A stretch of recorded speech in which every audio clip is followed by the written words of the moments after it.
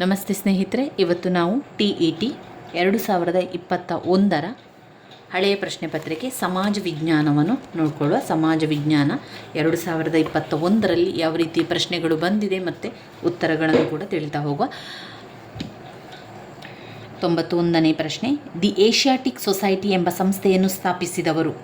Asiatic society ಎಂಬ ಸಂಸ್ಥೆಯನ್ನು ಸ್ಥಾಪಿಸಿದವರು William Jones.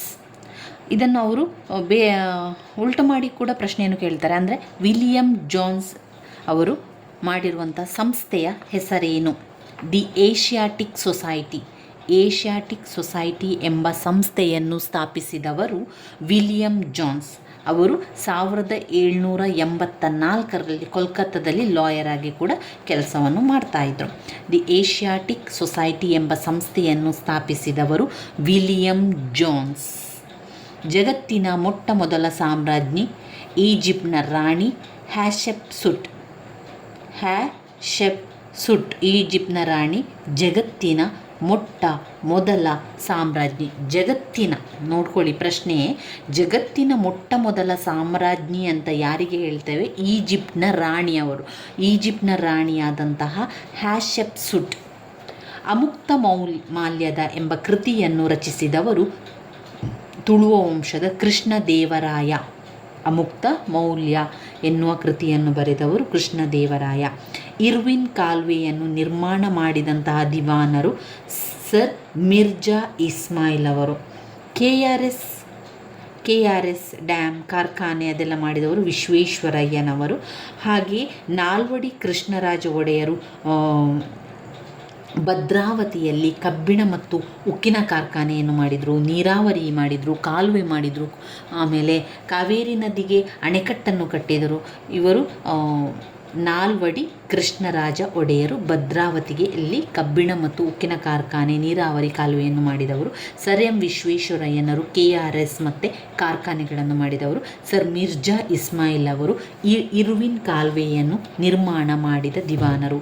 Irwin ಕಾಲುವೆಯನ್ನು ನಿರ್ಮಾಣ ಮಾಡಿದಂತಹ ದಿವಾನರು ಸರ್ ಮಿರ್ಜಾ ಇಸ್ಮಾಯಿಲ್ ಅವರು. 95ನೇ ಪ್ರಶ್ನೆ, ವರ್ಧಮಾನ ಮಹಾವೀರರು ಜನಿಸಿದ ಸ್ಥಳ ಯಾವುದು? ವರ್ಧಮಾನ ಮಹಾವೀರರು ಜನಿಸಿದ ಸ್ಥಳ ಕುಂಡಲ ಗ್ರಾಮ. ವರ್ಧಮಾನ ಮಹಾವೀರರು ಜನಿಸಿದ ಸ್ಥಳ ಕುಂಡಲ ಗ್ರಾಮ. ಇವರು 24ನೆಯ ತೀರ್ಥಂಕರು. ಈ ರೀತಿಯಾಗಿ ಕೇಳ್ಬೋದು, 24ನೆಯ ತೀರ್ಥಂಕರು ಯಾರು?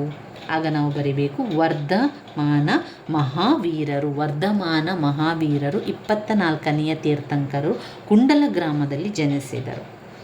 ಇನ್ನು 96ನೆಯ ಪ್ರಶ್ನೆ, ವಾತಾಪಿಕೊಂಡ ಎಂಬ ಬಿರುದು ಪಡೆದ ಪಲ್ಲವರ ರಾಜ ಯಾರು? ವಾತಾಪಿಕೊಂಡ ಎಂಬ ಬಿರುದು ಪಡೆದ ಪಲ್ಲವರ ರಾಜ ಪ್ರಥಮ ನರಸಿಂಹವರ್ಮ. ಪಲ್ಲವರ ಅರಸ ಪ್ರಥಮ ನರಸಿಂಹ ವರ್ಮ. ಇದು ವಾತಾಪಿಕೊಂಡ ಎಂಬ ಬಿರುದನ್ನು ಪಡೆದವರು. ಪಲ್ಲವರ ರಾಜ, ಪಲ್ಲವರ ಅರಸ ಶಿವಸ್ಕಂದವರ್ಮ. ಪಲ್ಲವರ ಅರಸ. ವಾತಾಪಿಕೊಂಡ ಎಂಬ ಬಿರುದು ಪಡೆದವರು ಪ್ರಥಮ ನರಸಿಂಹವರ್ಮ. ಅಲ್ಲಾವುದ್ದೀನ್ ಖಿಲ್ಜಿಯ ಪ್ರಮುಖ ದಂಡನಾಯಕ ಯಾರು? ಮಲ್ಲಿಕ್ ಕಾಫರ್. ಅಲ್ಲಾವುದ್ದೀನ್ ಖಿಲ್ಜಿಯ ದಂಡನಾಯಕ ಮಲ್ಲಿಕ್ ಕಾಫರ್. ಅಲ್ಲಾವುದ್ದೀನ್ ಖಿಲ್ಜಿಯ ಪ್ರಮುಖ ದಂಡನಾಯಕ. ಅಲ್ಲಾವುದ್ದೀನ್ ಖಿಲ್ಜಿಯ ಪ್ರಮುಖ ದಂಡನಾಯಕ ಮಲ್ಲಿಕ್ ಕಾಫರ್. ನೆನಪಲ್ಲಿ ಇಟ್ಕೊಳ್ಳಿ. ಇನ್ನು 98ನೆಯ ಪ್ರಶ್ನೆ, ಜಗತ್ತು ಮಾಯೆ, ಬ್ರಹ್ಮ ಮಾತ್ರ ಸತ್ಯ ಎಂದು ಪ್ರತಿಪಾದಿಸಿದವರು ಶಂಕರಾಚಾರ್ಯರು. ಶಂಕರಾಚಾರ್ಯರು ಏನು ಹೇಳಿದರು? ಜಗತ್ತು ಮಾಯೆ, ಬ್ರಹ್ಮ ಮಾತ್ರ ಸತ್ಯ ಅಂತ ಹೇಳಿದವರು ಶಂಕರಾಚಾರ್ಯರು. ಅದ್ವೈತ ಸಿದ್ಧಾಂತ ಮಾಡಿದರು. ಅದೇ ದ್ವೈತ ಸಿದ್ಧಾಂತವನ್ನು ಮಾಡಿದರು ಮಧ್ವಾಚಾರ್ಯರು. ಬಸವೇಶ್ವರರು ಶಕ್ತಿ ವಿಶಿಷ್ಟ ಅದ್ವೈತವನ್ನು ಮಾಡಿದರು. ವಿಶಿಷ್ಟ ಅದ್ವೈತವನ್ನು ಮಾಡಿದರು ರಾಮಾನುಜಾಚಾರ್ಯರು. ವಿಶಿಷ್ಟ ಅದ್ವೈತವನ್ನು ಮಾಡಿದರು. ಜಗತ್ತು ಮಾಯೆ, ಬ್ರಹ್ಮ ಮಾತ್ರ ಸತ್ಯ ಅಂತ ಹೇಳಿದವರು ಶಂಕರಾಚಾರ್ಯರು ಅದ್ವೈತ ಸಿದ್ಧಾಂತವನ್ನು ಮಾಡಿದರು. ರಾಮಾನುಜಾಚಾರ್ಯರು ವಿಶಿಷ್ಟ ಅದ್ವೈತವನ್ನು ಮಾಡಿದರು. ಮಧ್ವಾಚಾರ್ಯರು ದ್ವೈತ ಸಿದ್ಧಾಂತವನ್ನು ಮಾಡಿದರು. ಬಸವೇಶ್ವರರು ಶಕ್ತಿ ವಿಶಿಷ್ಟ ಅದ್ವೈತವನ್ನು ಮಾಡಿರುವಂಥದ್ದು. ದಾಮ್ ಎಂಬ ಹೊಸ ಬೆಳ್ಳಿಯ ನಾಣ್ಯವನ್ನು ಚಲಾವಣೆಗೆ ತಂದವರು ಶೇರ್ ಶಹಜಾನ್, ತಾಜ್ ಮಹಲ್ ಕಟ್ಟಿದವ ಶಹಜಾನ್. ಇನ್ನು ಅಕ್ಬರ್ ದಿ ಇ ಇಲಾಯಿ ಎನ್ನುವಂಥದ್ದು ಮಾಡಿದ್ದು, ದಿ ಇ ಇಲಾಯಿ ಎನ್ನುವಂಥ ಧರ್ಮ. ಧಾಮ್ ಎಂಬ ಹೊಸ ಬೆಳ್ಳಿಯ ನಾಣ್ಯವನ್ನು ಚಲಾವಣೆಗೆ ತಂದವರು ಶೇರ್ ಶಹ ಧಾಮ್ ಎಂಬ ಹೊಸ ಬೆಳ್ಳಿಯ ನಾಣ್ಯವನ್ನು ಚಲಾಗೆ ತಂದರು. ಎರಡನೆಯ ಶಿವಾಜಿ ಎಂದು ಪ್ರಸಿದ್ಧನಾಗಿದ್ದ ಪೇಶ್ವೆ ಯಾರು? ಎರಡನೆಯ ಶಿವಾಜಿ ಎಂದು ಪ್ರಸಿದ್ಧನಾಗಿದ್ದವನು ಒಂದನೆಯ ಬಾಜಿರಾವ್. ಎರಡನೆಯ ಶಿವಾಜಿ ಎಂದು ಪ್ರಸಿದ್ಧನಾಗಿದ್ದ ಪೇಶ್ವ ಒಂದನೆಯ ಬಾಜಿರಾವ್. ಎರಡನೆಯ ಶಿವಾಜಿ ಎಂದು ಪ್ರಸಿದ್ಧನಾಗಿದ್ದ ಪೇಶ್ವೆ ಒಂದನೆಯ ಬಾಜಿರಾವ್. ಎರಡನೆಯ ಶಿವಾಜಿ ಅಂತ ಕೇಳಿದ್ದಾರೆ, ಒಂದನೆಯ ಬಾಜಿರಾವ್ ನೆನಪಲ್ಲಿ ಇಟ್ಕೊಳ್ಳಿಕ್ಕೆ. ನೀಲಿ ನೀರಿನ ನೀತಿಯನ್ನು ಜಾರಿಗೆ ತಂದವರು ಯಾರು? ನೀಲಿ ನೀರಿನ ನೀತಿಯನ್ನು ಜಾರಿಗೆ ತಂದವರು ಫ್ರಾನ್ಸಿಸ್ಕೋ ಡಿ ಅಲ್ಮೇಡ್. ನೀಲಿ ನೀರಿನ ನೀತಿಯನ್ನು ಜಾರಿಗೆ ತಂದವರು ಫ್ರಾನ್ಸಿಸ್ಕೋ ಡಿ ಅಲ್ಮೇಡ್. ವಾಸ್ಕೋ ಡ ಗಾಮ ಸಮುದ್ರ ಮಾರ್ಗವನ್ನು ಕಂಡುಹಿಡಿದನು. ಬ್ರಿಟಿಷರ ಅಧಿಕಾರಿಗೆ ದ್ವಿಮುಖ ಸರಕಾರವನ್ನು ಕೊಟ್ಟಿದ್ದು ರಾಬರ್ಟ್ ಕ್ಲೈವ. ಆಲ್ಫೋನ್ ಡಿ ಅಲ್ಬುಕರ್ಕ್ ಪೋರ್ಚುಗೀಸ್ನ ಅಧಿಕಾರಿ. ಸೊ ನೀಲಿ ನೀರಿನ ನೀತಿಯನ್ನು ಜಾರಿಗೆ ತಂದವರು ಫ್ರಾನ್ಸಿಸ್ಕೋ ಡಿ ಅಲ್ಮೇಡ್. ಪ್ಲಾಸಿ ಕದನ ನಡೆದ ವರ್ಷ ಯಾವುದು? ಪ್ಲಾಸಿ ಕದನ ನಡೆದಂತಹ ವರ್ಷ 1757 ಜೂನ್ 23. ಪ್ಲಾಸಿ ಕದನ ನಡೆದಂತಹ ವರ್ಷ 1757ರಲ್ಲಿ ಪ್ಲಾಸಿ ಕದನ ನಡೆದ ವರ್ಷ. ಅಲೆಕ್ಸಾಂಡರ್ ರೀಡ್ ಜಾರಿಗೆ ತಂದ ಕಂದಾಯ ಪದ್ಧತಿ ಏನು? ರೈತಾವರಿ ಪದ್ಧತಿ. ಅಲೆಕ್ಸಾಂಡರ್ ರೀಡ್ ಜಾರಿಗೆ ತಂದ ಕಂದಾಯ ಪದ್ಧತಿ ರೈತಾವರಿ ಪದ್ಧತಿ. ಇಲ್ಲಿ ಪ್ಲಾಸಿ ಕದನ ನಡೆದ ವರ್ಷ 1757. ನಂತರ ಉಳಿದಿರುವಂಥದ್ದನ್ನು ಒಮ್ಮೆ ಹೇಳ್ತೇನೆ. 1764ರಲ್ಲಿ ಬಕ್ಸರ್ ಕದನ. 1764ರಲ್ಲಿ ಬಕ್ಸರ್ ಕದನ. 1857ರಲ್ಲಿ ಸ್ವಾತಂತ್ರ್ಯ ಸಂಗ್ರಾಮ. 1857 ಸ್ವತಂತ್ರ ಸಂಗ್ರಾಮ. 1757 ಜೂನ್ 23 ಪ್ಲಾಸಿ ಕದನ ನಡೆದಂತಹ ವರ್ಷ. ಸಿರಾಜ್ ಉದ್ ದೌಲ್ ಯಾವ ರಾಜನ ಮುಖಾಂತರ ಯುದ್ಧವನ್ನು ನಡೀತದೆ? ಸಿರಾಜ್ ಉದ್ ದೌಲ್. 1761 ಪಾಣಿಪತ್ ಕದನ. 1761 ಪಾಣಿಪತ್ ಕದನ. 1757 ಜೂನ್ ಪ್ಲಾಸಿ ಕದನ. ಸಿರಾಜ್ ಉದ್ ದೌಲ್. 1764 ಬಕ್ಸರ್ ಕದನ. 1857 ಸ್ವಾತಂತ್ರ್ಯ ಸಂಗ್ರಾಮ. ಫಸ್ಟ್ ಸ್ವಾತಂತ್ರ್ಯ ಸಂಗ್ರಾಮ 1857. 1764 ಬಕ್ಸರ್ ಕದನ. 1757ರಲ್ಲಿ ಪ್ಲಾಸಿ ಕದನ ನಡೆದು ಸಿರಾಜ್ ಉದ್ ದೌಲ್. 103ನೆಯ ಪ್ರಶ್ನೆ. ಅಲೆಕ್ಸಾಂಡರ್ ರೀಡ್ ಜಾರಿಗೆ ತಂದ ಕಂದಾಯ ಪದ್ಧತಿ ರೈತಾವರಿ ಪದ್ಧತಿ. ಕಾಯಂ ಜಮೀನ್ದಾರ ಪದ್ಧತಿಯನ್ನು ಮಾಡಿದವರು ಲಾರ್ಡ್ ಕಾರ್ನ್ವಾಲಿಸ್ ಏನು ಹೇಳ್ತಾನೆ ಅಂದರೆ, ಹಿಂದೂಸ್ತಾನದಲ್ಲಿ ಹುಟ್ಟಿದಂಥ ಪ್ರತಿಯೊಬ್ಬರು ಮೂಲ ನಿವಾಸಿಗಳು ಭ್ರಷ್ಟರು ಅಂತ ಹೇಳಿದ್ದು ಕಾರ್ನ್ವಾಲಿಸ್ ಅವರು. ಕಾಯಂ ಜಮೀನ್ದಾರ ಪದ್ಧತಿಯನ್ನು ತಂದಿದ್ದಾರೆ 1793ರಲ್ಲಿ ಲಾರ್ಡ್ ಕಾರ್ನ್ವಾಲಿಸರು ಅವರು ಕಾಯಂ ಜಮೀನ್ದಾರ ಪದ್ಧತಿಯನ್ನು ತಂದಿದ್ದಾರೆ. ದಿವಾನಿ ಹಕ್ಕು ಬಂದಿರುವಂಥದ್ದು ದಿವಾನಿ ಹಕ್ಕು ಪದ್ಧತಿ ಶಾ ಆಲಂ ಅವರು 1760ರಲ್ಲಿ. ಆದಿಲ್ ಆಲಂ ಅವರು ದಿವಾನಿ ಹಕ್ಕು 1760 ಆಲಂ. ಮಹಲ್ವಾರಿ ಪದ್ಧತಿಯನ್ನು ಮಾಡಿದವರು ವಿಲಿಯಂ ಬೆಟ್ಟಿಂಗ್ ಅವರು ಮಹಲ್ವಾರಿ ಪದ್ಧತಿಯನ್ನು ಮಾಡಿದ್ದಾರೆ. ರೈತಾವರಿ ಪದ್ಧತಿ ಅಲೆಕ್ಸಾಂಡರ್ ರೀಡ್ ರೈತಾವರಿ ಪದ್ಧತಿ. ದಿವಾನಿ ಹಕ್ಕು ತಂದವರು ಆಲಂ 1760. 1793ರಲ್ಲಿ ಕಾಯಂ ಜಮೀನ್ದಾರ ಪದ್ಧತಿ. 1793 ಕಾಯಂ ಜಮೀನ್ದಾರ ಪದ್ಧತಿ. ರೈತಾವರಿ ಪದ್ಧತಿ ಅಲೆಕ್ಸಾಂಡರ್ ರೀಡ್. ದಿವಾನಿ ಹಕ್ಕು ತಂದವರು 1760 ಆಲಂ. ದಿವಾನಿ ಹಕ್ಕು ಪದ್ಧತಿ 1760. ಮಹಲ್ವಾರಿ ಪದ್ಧತಿ ವಿಲಿಯಂ ಬೆಂಟಿಂಗ್ ಅವರು ಮಹಲ್ವಾರಿ ಪದ್ಧತಿಯನ್ನು ತಂದಿದ್ದಾರೆ. ಪ್ರಾರ್ಥನಾ ಸಮಾಜದ ಸ್ಥಾಪಕರು ಡಾಕ್ಟರ್ ಆತ್ಮಾರಂಗ ಪಾಂಡುರಂಗ. ಪ್ರಾರ್ಥನಾ ಸಮಾಜದ ಸ್ಥಾಪಕರು ಡಾಕ್ಟರ್ ಆತ್ಮಾನಂದ ಪಾಂಡುರಂಗ್ ಅವರು. ಬ್ರಹ್ಮ ಸಮಾಜದ ಸ್ಥಾಪನೆ ದಯಾನಂದ ಸರಸ್ವತಿಯವರು. ಮಹಾತ್ಮ ಜ್ಯೋತಿಬಾ ಫುಲೆಯವರು ಸತ್ಯಶೋಧಕ ಸಮಾಜ. ರಾಜಾರಾಮ್ ಮೋಹನ್ ರಾಯ್ ಅವರು ನವೋದಯ ಕಾಲದ ಪಿತಾಮಹ. ರಾಜಾರಾಮ್ ಮೋಹನ್ ರಾಯರು ನವೋದಯ ಕಾಲದ ಪಿತಾಮಹ. ಬ್ರಹ್ಮ ಸಮಾಜ ಸ್ಥಾಪಕ ದಯಾನಂದ ಸರಸ್ವತಿ. ಸತ್ಯಶೋಧಕ ಸಮಾಜ Jyotiba Phule.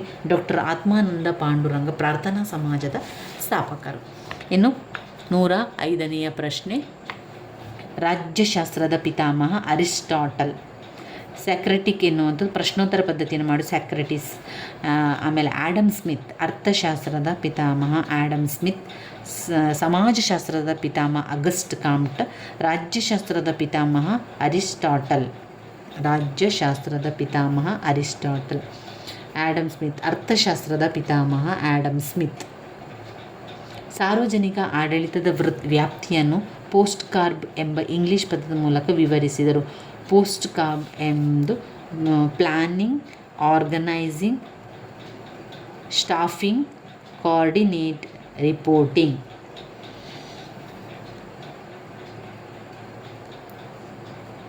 Planning, organising, staffing, coordinating, reporting.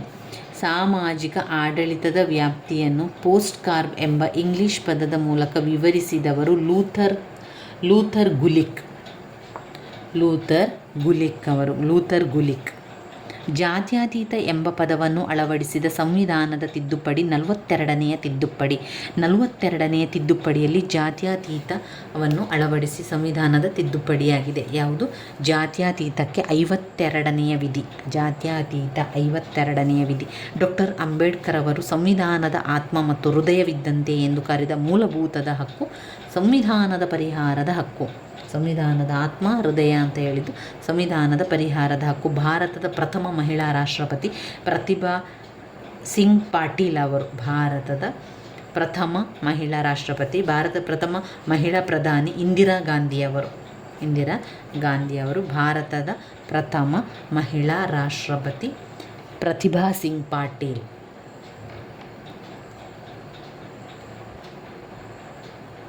ಪ್ರತಿಭಾ ಸಿಂಗ್ ಪಾಟೀಲ್. ಪಂಚಶೀಲ ತತ್ವಗಳಿಗೆ ಸಹಿ ಹಾಕಿದವರು ಯಾರು? ಪಂಚಶೀಲ ತತ್ವವನ್ನು ಬಂದದ್ದು 1954ರಲ್ಲಿ. 1954 ಶಾಂತಿ ಯುದ್ಧ ಮಾಡಬಾರ್ದು, ಶಾಂತಿಯಿಂದ ಇರಬೇಕು ಅಂತ ಹೇಳಿದ್ದು ಪಂಚಶೀಲ ತತ್ವ. ಜವಾಹರ್ಲಾಲ್ ನೆಹರು ಮತ್ತು ಚೌ ಎನ್ ಲಾಯ್.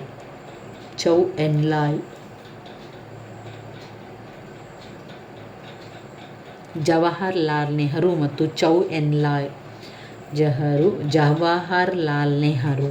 ಜವಾಹರ್ಲಾಲ್ ನೆಹರು ಮತ್ತು ಚೌ ಎನ್ ಲಾಯ್ ಅವರು. ಅದು ಯಾವುದು ಒಪ್ಪಂದ? ಚೀನಾ ಮತ್ತು ಭಾರತ ಮತ್ತು ಚೀನಾ ಒಪ್ಪಂದ. ಇದು ಪಂಚಶೀಲ ತತ್ವಗಳು ಭಾರತ ಮತ್ತು ಚೀನಾ ಒಪ್ಪಂದದಿಂದ ಮಾಡಿದ್ದು.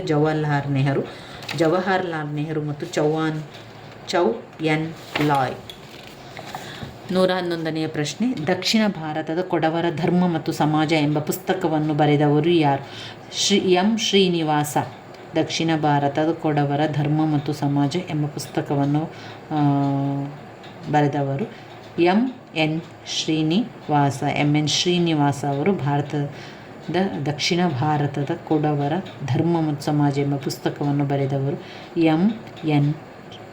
ಶ್ರೀನಿವಾಸ್ ಅವರು. ಸಮಾಜಶಾಸ್ತ್ರದ ಬೆಳವಣಿಗೆಯ ಪಿತಾಮಹ ಆ್ಯಡಮ್ ಸ್ಮಿತ್.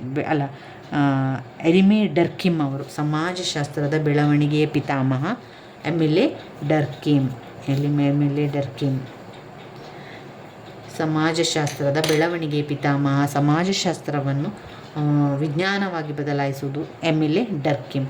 ಲ್ಯಾಟಿನ್ ಭಾಷೆಯ ಫ್ಯಾಮುಲಸ್ ಎಂಬ ಪದದ ಅರ್ಥ ಆಳು. ಲ್ಯಾಟಿನ್ ಭಾಷೆಯ ಫ್ಯಾಮುಲಸ್ ಎಂಬ ಪದದ ಅರ್ಥ ಆಳು. ಅಸ್ಪೃಶ್ಯತೆ ಆಚರಣೆಯನ್ನು ನಿಷೇಧಿಸಿರುವ ಸಂವಿಧಾನದ ವಿಧಿ ಅನುಚ್ಛೇದ 17ನೇ ವಿಧಿಯಲ್ಲಿ ಅಸ್ಪೃಶ್ಯತಾ ಆಚರಣೆ ನಿಷೇಧಿಸಿರುವ ಸಂವಿಧಾನದ ವಿಧಿ. ಇನ್ನು ನರ್ಮದಾ ಬಚಾವೋ ಆಂದೋಲನದ ನೇತೃತ್ವ ವಹಿಸಿದವರು ಮೇಧಾ ಪಾಟ್ಕರ್ 1985ರಲ್ಲಿ. ನರ್ಮದಾ ಬಚಾವೋ ಆಂದೋಲನದ ನೇತೃತ್ವವನ್ನು 1985ರಲ್ಲಿ. ಅದಾದ ನಂತರ ನರ್ಮದಾ ಬಚಾವೋ ಆಂದೋಲನದ ನೇತೃತ್ವವನ್ನು ವಹಿಸಿದವರು ಮೇಧಾ ಪಾಟ್ಕರ್. ನರ್ಮದಾ ಬಚಾವೋ, ಮೇಧಾ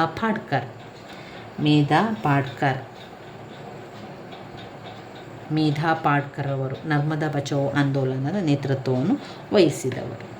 ಭಾರತದಲ್ಲಿ ರಾಷ್ಟ್ರೀಯ ಆದಾಯ ಅಂದಾಜನ್ನು ಮಾಡುವ ಜವಾಬ್ದಾರಿ ಹೊಂದಿರುವಂತಹ ಸಂಸ್ಥೆ ಕೇಂದ್ರೀಯ ಅಂಕಿ ಸಂಖ್ಯಾ ಸಂಸ್ಥೆ. ಭಾರತದಲ್ಲಿ ರಾಷ್ಟ್ರೀಯ ಆದಾಯದ ಅಂದಾಜನ್ನು ಮಾಡುವ ಜವಾಬ್ದಾರಿ ಕೇಂದ್ರೀಯ ಅಂಕಿ ಸಂಖ್ಯಾ ಸಂಸ್ಥೆ. 1117. 2011ರ ಜನಗಣತಿಯ ಪ್ರಕಾರ ಭಾರತದ ಜನಸಾಂದ್ರತೆ ಪ್ರತಿ ಚದರ ಕಿಲೋಮೀಟರಿಗೆ 382 ಜನರು. 2011ರ ಜನಗಣತಿಯ ಪ್ರಕಾರ ಭಾರತದ ಜನಸಾಂದ್ರತೆ ಪ್ರತಿ ಚದರ ಕಿಲೋಮೀಟರ್ಗೆ ವಿಸ್ತೀರ್ಣವಾಗಿರುವಂಥದ್ದು 382 ಜನರು. 382 ಜನಗಣತಿಯ ಪ್ರಕಾರ. ಭಾರತದ ನೈಜ ಅಭಿವೃದ್ಧಿ ಎಂದರೆ ಗ್ರಾಮಗಳ ಅಭಿವೃದ್ಧಿ ಎಂದು ಹೇಳಿದವರು ಮಹಾತ್ಮ ಗಾಂಧೀಜಿ ಅವರು. ರಾಮ ರಾಜ್ಯವನ್ನು ಮಾಡಿದ ಮಹಾತ್ಮ ಗಾಂಧೀಜಿಯವರು ಭಾರತದ ನೈಜ ಅಭಿವೃದ್ಧಿ ಅಂತ ಹೇಳಿದರೆ ಅದು ಗ್ರಾಮಗಳ ಅಭಿವೃದ್ಧಿ ಆಗಬೇಕು. ಭಾರತೀಯ ರಿಸರ್ವ್ ಬ್ಯಾಂಕ್ ಸ್ಥಾಪನೆಯಾದ ವರ್ಷ 1935 ಏಪ್ರಿಲ್ 1. 1935ರಲ್ಲಿ ರಿಸರ್ವ್ ಬ್ಯಾಂಕ್ ಸ್ಥಾಪನೆಯಾದಂಥ ವರ್ಷ. RBI 1933ರಲ್ಲಿ RBI ರಾಷ್ಟ್ರೀಕರಣಗೊಂಡ ವರ್ಷ 1947. ರಾಷ್ಟ್ರೀಕರಣಗೊಂಡಂಥ ವರ್ಷ 1949. 1949ರಲ್ಲಿ ರಾಷ್ಟ್ರೀಕರಣ ಆದದ್ದು. 1935 ಏಪ್ರಿಲ್ 1 ರಿಸರ್ವ್ ಬ್ಯಾಂಕ್ ಸ್ಥಾಪನೆಯಾದದ್ದು. 1933 RBI. ವಿಶ್ವ ಗ್ರಾಹಕರ ದಿನಾಚರಣೆ ಮಾರ್ಚ್ 15, 1962. 1962 ಮಾರ್ಚ್ 15ರಂದು ವಿಶ್ವ ಗ್ರಾಹಕರ ದಿನಾಚರಣೆ ಮಾಡಲಾಯಿತು. ಬಿಳಿ ಕ್ರಾಂತಿಯ ಪಿತಾಮಹ ವರ್ಗೀಸ್ ಕುರಿಯನ್. ಬಿಳಿ ಕ್ರಾಂತಿಯ ಪಿತಾಮಹ. ತೈಲ ಉತ್ಪನ್ನಗಳು ಸ್ವರ್ಣಕಾಂತಿ. ಎಣ್ಣೆ ಬೀಜ ಹಳದಿ ಕ್ರಾಂತಿಯಾಗಿರುವಂಥದ್ದು. ಇಲ್ಲಿ ಬಿಳಿ ಕ್ರಾಂತಿಯ ಪಿತಾಮಹ ವರ್ಗೀಸ್ ಕುರಿಯನ್. ಒಂದು ನಿರ್ದಿಷ್ಟ ಅವಧಿಗೆ ಭವಿಷ್ಯದ ಕಾರ್ಯಾಚರಣೆಗಳನ್ನು ಮುಂದಾಗಿ ನಿರ್ಧರಿಸುವುದು ಯೋಚನೆ ಮಾಡುವಂಥದ್ದು. ಭವಿಷ್ಯದ ಕಾರ್ಯಾಚರಣೆ ಮುಂದಾಗಿ ನಿರ್ಧರಿಸುವಂಥ ಯೋಚನೆ ಮಾಡುವುದು. ಪುನರ್ರಫ್ತು ವ್ಯಾಪಾರಕ್ಕೆ ಉದಾಹರಣೆ ಸಿಂಗಾಪುರ್. ಪುನರ್ರಫ್ತು ವ್ಯಾಪಾರಕ್ಕೆ ಉದಾಹರಣೆ. ಉತ್ತಮವಾದ ವ್ಯವಹಾರಕ್ಕೆ ಯಾವಾಗಲೂ ನೆನಪಲ್ಲಿ ಇಟ್ಕೊಳ್ಬೇಕು ಸಿಂಗಾಪುರ್. ಪುನರ್ರಫ್ತು ವ್ಯಾಪಾರಕ್ಕೆ ಉತ್ತಮ ಉದಾಹರಣೆ ಸಿಂಗಾಪುರ್. ಆಫ್ರಿಕಾ ಮತ್ತು ಯುರೋಪ್ಗಳಲ್ಲಿ ಪ್ರತ್ಯೇಕಿಸುವಂತಹ ಜಲಸಂಧಿ ಎಂದರೆ ಪ್ರತ್ಯೇಕಿಸುವ ಜಲಸಂಧಿಗಳು ಜಿಬ್ರಾಲ್ಟರ್ ಜಲಸಂಧಿ. ಜಿಬ್ರಾಲ್ಟರ್ ಜಲಸಂಧಿ ಆಫ್ರಿಕಾ ಮತ್ತು ಯುರೋಪ್ಗಳನ್ನು ಪ್ರತ್ಯೇಕಿಸುವ ಜಲಸಂಧಿ. 125 ಉಷ್ಣ ಮತ್ತು ಶುಷ್ಕ ಬೇಸಿಗೆ ಮತ್ತು ತೇವಯುತ ಚಳಿಗಾಲಗಳು ಈ ವಾಯುಗುಣದ ಲಕ್ಷಣಗಳು. ಮೆಡಿಟರೇನಿಯನ್ ವಾಯುಗುಣ ಉಷ್ಣ ಹಾಗೂ ಶುಷ್ಕ ಬೆಳವಣಿಗೆ. ತೇವಯುತ ಚಳಿಗಾಲಗಳು ಈ ವಾಯುಗುಣವನ್ನು ಹೊಂದಿದೆ. ಅದು ಮೆಡಿಟರೇನಿಯನ್ ವಾಯುಗುಣ. ವಿಶ್ವ ನೈಸರ್ಗಿಕ ಅದ್ಭುತವಾದ ಗ್ರ್ಯಾಂಡ್ ಮಹಾಕಂದರವನ್ನು ನಿರ್ಮಿಸಿರುವ ನದಿ ಎಂದರೆ ಕೊಲರಾಡೋ. 126ರ ಪ್ರಶ್ನೆ. ವಿಶ್ವದ ನೈಸರ್ಗಿಕ ಅದ್ಭುತವಾದ ಗ್ರ್ಯಾಂಡ್ ಮಹಾಕಂದರವನ್ನು ನಿರ್ಮಿಸಿರುವ ನದಿ ಎಂದರೆ ಕೊಲರಾಡೋ. 127 ದಕ್ಷಿಣ ಅಮೆರಿಕದ ಪಶ್ಚಿಮ ಅಂಚಿನುದ್ದಕ್ಕೂ ಹರಿಯುವ ಪರ್ವತ ಶ್ರೇಣಿ ಎಂದರೆ ಅದು ಆಂಡೀಸ್ ಪರ್ವತ. ದಕ್ಷಿಣ ಅಮೆರಿಕದ ಪಶ್ಚಿಮ ಅಂಚಿನುದ್ದಕ್ಕೂ ಹಬ್ಬಿರುವ ಪರ್ವತ ಶ್ರೇಣಿ ಅದು ಆಂಡೀಸ್ ಪರ್ವತ. ಭೂಮಿಯ ಒಟ್ಟು ಭೌಗೋಳಿಕ ಭೂಪ್ರದೇಶದಲ್ಲಿ ಭೂಭಾಗವು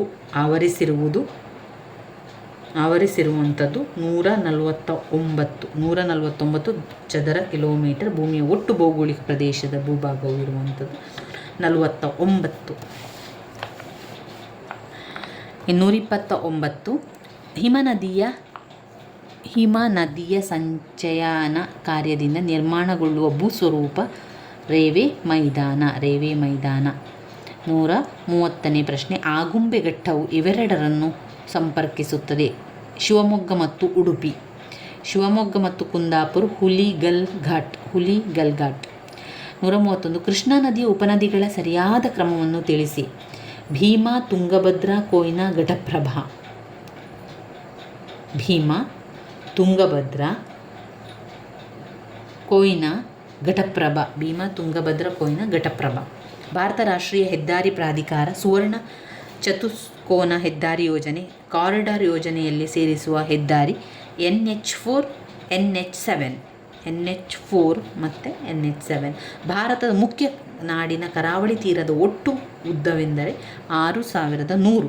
ಭಾರತದ ಒಟ್ಟು ನಾಡಿನ ಕರಾವಳಿ ತೀರದ ಒಟ್ಟು ಉದ್ದವೆಂದರೆ ಉದ್ದ ಆಗಿರುವಂಥದ್ದು 6100 ಕಿಲೋಮೀಟರ್ನಷ್ಟು ಉದ್ದ ಇರುವಂಥದ್ದು. ಇನ್ನು 134ನೆಯ ಪ್ರಶ್ನೆ. ಅಪಾರ ಪ್ರಮಾಣದ ಬಂಡವಾಳ ಮತ್ತು ಕಾರ್ಮಿಕರ ಶ್ರಮವನ್ನು ಪ್ರತಿ ಘಟಕ ಭೂಭಾಗದ ಮೇಲೆ ಅನ್ವಯಿಸಲ್ಪಡುವಿಕೆ ಈ ವಿಧಾನದ ಕೃಷಿ ಪ್ರಕಾರವೇ ಒಂದು ಸಾಂದ್ರ ಬೇಸಾಯ. ರಾಜೀವ್ ಗಾಂಧಿ ಅಂತಾರಾಷ್ಟ್ರೀಯ ವಿಮಾನ ನೆಲೆ ಹೊಂದಿರುವುದು ಹೈದರಾಬಾದ್.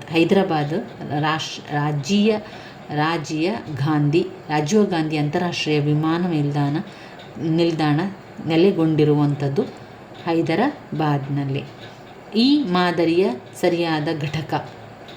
ಈ ಮಾದರಿ engage, explore, explain, elaborate, evaluation. 5 ಈ ಮಾದರಿಯ ಸರಿಯಾದ ಘಟನೆ engage, explore, explain. Engage, explore, explain, elaborate, evaluation. ಇದು ಈ ಮಾದರಿಯ ಸರಿಯಾದ ಘಟಕ. Engage, explore, explain. ಎಕ್ಸ್ಪ್ಲೋರ್ ಮಾಡಿದ ನಂತರ ಎಕ್ಸ್ಪ್ಲೇನ್ ಮಾಡುವಂಥದ್ದು, ನಂತರ ಎಲಾಬರೇಟ್ ಮಾಡೋದು, ನಂತರ ಇವ್ಯಾಲ್ಯೂಯೇಷನ್. ಅವಲೋಕನ ಮಾಡಿ ನಂತರ ಇವ್ಯಾಲ್ಯೂಯೇಷನ್ ಮಾಡೋದು. Engage, explore, explain, elaborate, evaluation. ಹಕ್ಕು ಮತ್ತು ಕರ್ತವ್ಯ ಪ್ರಜ್ಞೆ ಇದರ ಭಾಗವಾಗಿದೆ. ಹಕ್ಕು ಮತ್ತು ಕರ್ತವ್ಯ, ಪೌರ ಪ್ರಜ್ಞೆ, ಸಮಯ ಪ್ರಜ್ಞೆ, ಸ್ಥಳ ಪ್ರಜ್ಞೆ, ವ್ಯವಹಾರ, ಪೌರ ಪ್ರಜ್ಞೆ. ಐತಿಹಾಸಿಕ. 138ನೇ ಪ್ರಶ್ನೆ. ಐತಿಹಾಸಿಕ ಚಳುವಳಿಗಳ ಬೆಳವಣಿಗೆ. ರಾಜವಂಶಸ್ಥಗಳ ಸಂಸ್ಥೆಗಳ ಏಳಿಗೆ ಪತನವನ್ನು ತೋರಿಸಿ ವಿವರಿಸಲು ಬಳಸುವಂಥ ಸೂಕ್ತ ಸಾಧನವಾಗಿರುವಂಥದ್ದು. ತೋರಿಸಿ ವಿವರಿಸಲು ಬಳಸುವ ಅದು ಕಾಲ ನಕ್ಷೆ. ಐತಿಹಾಸಿಕ ಚಳುವಳಿಕೆಯ ಬೆಳವಣಿಗೆಯ ಬಗ್ಗೆ, ರಾಜವಂಶಸ್ಥರ ಬಗ್ಗೆ ಮಾಡುವಂಥದ್ದು ಕಾಲ ನಕ್ಷೆ. ನಿರಂತರ ಮತ್ತು ಸಮಗ್ರ ಮೌಲ್ಯಮಾಪನ ಪ್ರಕ್ರಿಯೆಯನ್ನು ಜಾರಿಗೊಳಿಸಿದಂತಹ ಕಾಯ್ದೆ ಭಾರತದ ಶಿಕ್ಷಣದ ಹಕ್ಕು ಕಾಯ್ದೆ 2009. ಭಾರತದ ಶಿಕ್ಷಣದ ಹಕ್ಕು ಕಾಯ್ದೆ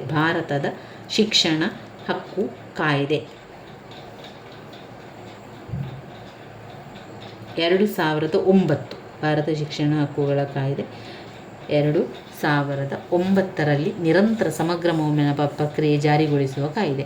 ಐತಿಹಾಸಿಕ ಚಳುವಳಿಯ ಬೆಳವಣಿಗೆ, ರಾಜವಂಶಸ್ಥರ ಬಗ್ಗೆ ಕಾಲದ ನಕ್ಷೆಯಾಗಿರುವಂಥದ್ದು. 140ನೇದು. ಕೋಲ್ಟ್ರವರ ಅನುಭವಾತ್ಮಕ ಕಲಿಕೆಯ ವೃತ್ತವು 4 ಅಂಶಗಳನ್ನು ಒಳಗೊಂಡಿದೆ. ಅದು ಯಾವುದೆಲ್ಲ? 1. ವಾಸ್ತವವಾದ ಅನುಭವಗಳು, ವೀಕ್ಷಣೆ ಮತ್ತು ಪ್ರತಿಫಲನ. ವೀಕ್ಷಣ ಮತ್ತು ಪ್ರತಿಫಲನ.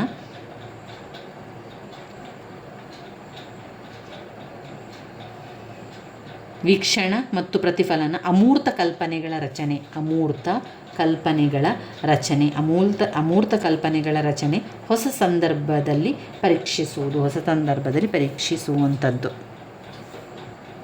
ಇಲ್ಲಿ ನಮಗೆ ಮೊದಲನೇದು ಆನ್ಸರ್ ಸರಿಯಾಗಿರುವಂಥದ್ದು. ಅನುಭವಾತ್ಮಕ ಕಲಿಕೆ ಎಷ್ಟು ಅಂಶ ಇದೆ ಅಂತ ಕೇಳ್ತಾರೆ ಕೆಲವು ಪ್ರಶ್ನೆ ಪತ್ರಿಕೆಯಲ್ಲಿ. 2024ರಲ್ಲಿ ಕೇಳಿದಾರ ಅಂತ. ಅನುಭವಾತ್ಮಕ ಕಲಿಕೆ ಎಷ್ಟು ಅಂಶಗಳು? 4 ಅಂಶಗಳು ಬರೀಬೇಕು. ವಾಸ್ತವ ಅನುಭವಗಳು, ವೀಕ್ಷಣೆ ಮತ್ತು ಪ್ರತಿಫಲನ, ಅಮೂರ್ತ ಕಲ್ಪನೆಗಳ ರಚನೆ. ಅಮೂರ್ತವಾಗಿರುವಂಥ ಕಲ್ಪನೆಗಳ ರಚನೆ, ಅದು ಅಮೂರ್ತವಿರಬೇಕು. ಮತ್ತು ಹೊಸ ಸಂದರ್ಭದಲ್ಲಿ ಪರೀಕ್ಷಿಸುವುದು ಅಮೂರ್ತ ಕಲ್ಪನೆಗಳ ರಚನೆ. ಪಾಠ ಯೋಜನೆ 141. ಪಾಠ ಯೋಜನೆಯು ಬೋಧನೆಯ ಕ್ರಿಯಾತ್ಮಕ ಪೂರ್ವ ತಯಾರಿಯಾಗಿದೆ ಎಂದು ವ್ಯಾಖ್ಯಾನಿಸಿದವರು ಲೆಸ್ಟರ್ ಬಿ ಸ್ಯಾಂಡ್ ಅವರು. ಪಾಠ ಯೋಜನೆಯು ಬೋಧನೆಯ ಕ್ರಿಯಾತ್ಮಕ ಪೂರ್ವ ತಯಾರಿಕೆಯಾಗಿದೆ. ಲಾಸ್ಟರ್ ಬಿ ಸ್ಯಾಂಡ್. ಕೆಳಗಿನವುಗಳಲ್ಲಿ ವಿದ್ಯಾರ್ಥಿ ಕೇಂದ್ರಿತ ಸೂಚನಾ ವಿಧಾನವಲ್ಲದ್ದು ವಿದ್ಯಾರ್ಥಿಗಳ ಕೇಂದ್ರಿತ ಸೂಚನಾ ವಿಧಾನವಲ್ಲದ್ದು ಗಣಕಯಂತ್ರ ಆಧಾರಿತ ಬೋಧನೆ, ಪ್ರಾತ್ಯಕ್ಷಿಕೆ ಎನ್ನುವಂಥ ಎರಡು ಗೊಂದಲಗಳಿದೆ. ಪ್ರಾತ್ಯಕ್ಷಿಕೆ ಅಥವಾ ಸೂಚನಾ ವಿಧಾನವಲ್ಲದ್ದು, ವಿದ್ಯಾರ್ಥಿ ಕೇಂದ್ರೀಕೃತ ಸೂಚನಾ ಅಲ್ಲ. ಪ್ರಾತ್ಯಕ್ಷಿಕೆಯಲ್ಲ ವಿದ್ಯಾರ್ಥಿ ಕೇಂದ್ರಿತ ಸೂಚನಾ ವಿಧಾನ, ಕ್ರಮಾನುಗತ ಬೋಧನೆ ಈ ಮಾದರಿ. ಇನ್ನು ಗಣಕಯಂತ್ರ ಆಧಾರಿತ ಬೋಧನೆ ಯಾವುದು? ಸರಿಯಾದ ಉತ್ತರ ಪ್ರಾತ್ಯಕ್ಷಿಕೆ ಅಂತ ಇದೆ. ಯಾವುದು ಅಂತ ಎರಡರಲ್ಲಿ ಗೊಂದಲ ಇರುವಂಥದ್ದು. 143 ಪಠ್ಯಪುಸ್ತಕವು ಬೋಧನೆಗೆ ಅರ್ಧ ಸಾಮಗ್ರಿ ಇದ್ದಂತೆ ಎಂದು ಹೇಳಿದವರು ಹಂಟರ್ ಅಂತ ಹೇಳಿದವರು ಯಾರು? ಹಂಟರ್ ಅವರು ಹೇಳಿದ್ದಾರೆ. ಹಂಟರ್. ವಿದ್ಯಾರ್ಥಿ ಕೇಂದ್ರಿತ ಸೂಚನಾ ವಿಧಾನವಲ್ಲದ್ದು, ಇದೆಲ್ಲ ವಿದ್ಯಾರ್ಥಿ ಕೇಂದ್ರಿತ. ಇದೊಂದು ಗಣಕಯಂತ್ರ ಆಧಾರಿತ ಬೋಧಿತ ವಿದ್ಯಾರ್ಥಿ ಕೇಂದ್ರೀಕೃತ ಅಲ್ಲ. ಪಠ್ಯಪುಸ್ತಕ ಬೋಧನೆಗೆ ಅರ್ಧ ಸಾಮಗ್ರಿ ಇದ್ದಂತೆ ಎಂದು ಹೇಳಿದವರು ಹಂಟರ್ ಅವರು. ಕೃಷ್ಣದೇವರಾಯನ ಸಾಮ್ರಾಜ್ಯದ ವಿಸ್ತರಣೆಯನ್ನು ವಿವರಿಸಿ ಎನ್ನುವಂಥದ್ದು ಯಾವಾಗೂ ತಿಳುವಳಿಕೆಗೆ ಬರುವಂಥದ್ದು. ಕೃಷ್ಣದೇವರಾಯನ ಸಾಮ್ರಾಜ್ಯದ ವಿಸ್ತರಣೆಯನ್ನು ವಿವರಿಸಿ, ಕೃಷ್ಣದೇವರಾಯನ ತಂದೆ ಹೆಸರನ್ನು ತಿಳಿಸಿ, ಅದಿದೆಯಲ್ಲ, ಅದು ಒಂದು ಜ್ಞಾನಕ್ಕೆ ಹೇಳುವಂಥದ್ದು ತಿಳುವಳಿಕೆ. 145ನೇ ಪ್ರಶ್ನೆ, ಆಳ ಶೋಧನಾ ಪ್ರಶ್ನಾ ಕೌಶಲ್ಯ ಈ ಕೆಳಗಿನ ಒಂದು ಘಟಕಾಂಶವನ್ನು ಹೊಂದಿರುವುದಿಲ್ಲ. ಪುನರ್ ಕೇಂದ್ರೀಕರಿಸುವ ತಂತ್ರ. ಶಾಲೆಯ ಬಳಿಗೆ ಸಮುದಾಯವನ್ನು ತರುವುದು. ಈ ವಿಧದ ಸಮುದಾಯ ಸಂಪನ್ಮೂಲ ಬಳಕೆಗೆ ಸೂಕ್ತವಾದ ಉದಾಹರಣೆ. ಪ್ರತಿ ಪ್ರಶ್ನೆ ಪತ್ರಿಕೆಯಲ್ಲಿ ಒಂದು ಪ್ರಶ್ನೆ, ಶಾಲೆಯ ಬಳಿಗೆ ಸಮುದಾಯವನ್ನು ತರುವುದು ಯಾವುದು, ಅಥವಾ ಶಾಲೆಯನ್ನು ಸಮುದಾಯದಕ್ಕೆ ತೆಗೆದುಕೊಂಡು ಹೋಗುವುದು ಯಾವುದು? ಈಗ ಕ್ಷೇತ್ರ ಅಧ್ಯಯನ ಮಾಡುವಂಥದ್ದು, ಸಮುದಾಯದ ಸೇವೆ ಶಿಬಿರಕ್ಕೆ ಹೋಗುವುದು, ಸಮುದಾಯದ ಸಮೀಕ್ಷೆ ಮಾಡುವುದು, ಮಕ್ಕಳನ್ನು ಸಮುದಾಯದ ಕಡೆಗೆ ತೆಗೆದುಕೊಂಡು ಹೋಗುವುದು. ಇಲ್ಲಿ ಅವರೇನು ಕೇಳಿದ್ದಾರೆ? ಶಾಲೆಯ ಬಳಿಕ ಸಮುದಾಯವನ್ನು ತರುವುದು ಅಂದರೆ ಕರ್ಕೊಂಡು ಬರುವಂಥದ್ದು. ಅಲ್ಲಿ ಶ್ರೇಷ್ಠ ವ್ಯಕ್ತಿಗಳನ್ನು ಶಾಲೆಗೆ ಆಹ್ವಾನಿಸುವಂಥದ್ದು. ಶಾಲೆಗಳಲ್ಲಿ 147 ಶಾಲೆಗಳಲ್ಲಿ ಸಮಪಠ್ಯ ಚಟುವಟಿಕೆಗಳ ಒಂದು ಬಹುಮುಖ್ಯ ಉದ್ದೇಶ ಅಂತ ಹೇಳಿದರೆ ಅದು ಮನರಂಜನೆ. ಕ್ರಿಯಾ ಸಂಶೋಧನೆ ಎಂಬ ಪದವನ್ನು ಮೊಟ್ಟ ಮೊದಲ ಬಾರಿಗೆ ಬಳಸಿದವರು ಕರ್ಟ್ ಲೆವಿನ್ ಅವರು.